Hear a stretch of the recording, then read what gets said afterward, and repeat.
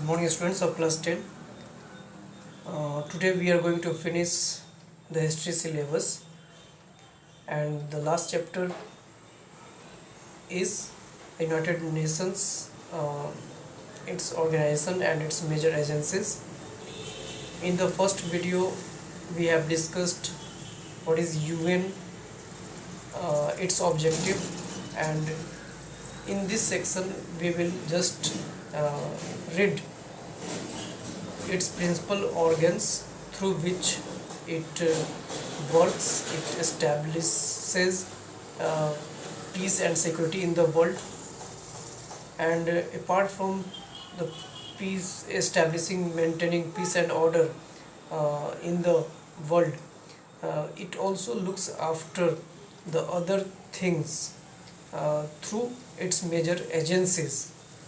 That part we are going to discuss. So according to syllabus we have to read only the names only we have to read of its principal organs, the UN's principal organs, and we have further also have to know only the names of its major agencies and the abbreviation, the full form of the major agencies.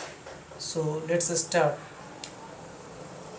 The principal organs of UN are General Assembly. The first one is General Assembly. The second one is the Security Council, and the third one is International Court of Justice. So these are the three names of its principal organs through these three organs UN has been successful establishing peace and security in the world. So we have to read only the name. The next part, apart from these three principal organs of UN, there are many other major agencies through which UN also work, and it fulfills its objective, like to give a quality life, to provide um, well economy, to, to education it provides. So all these things we have to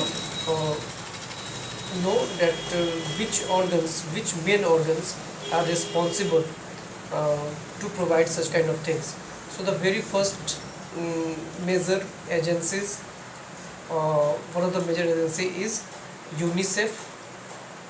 The next is WHO, and the third one is UNESCO.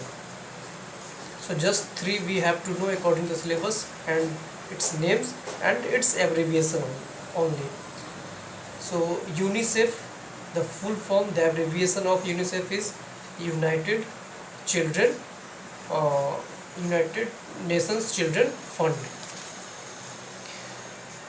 The second is WHO, the World Health Organization, and the third one is UNESCO, United Nations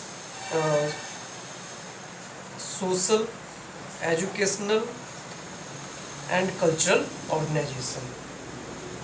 So just we have to know the full form of these three major agencies. Apart from this, nothing we have to know in this chapter. So in this way we have concluded the final chapter, the syllabus of history. And yes, one thing I would like to say, that if there is any problem in the previous chapters in the Google class, you can tell me, and if it is needed, I am ready to clear those doubts of the previous topics. So This was for today only. Thank you.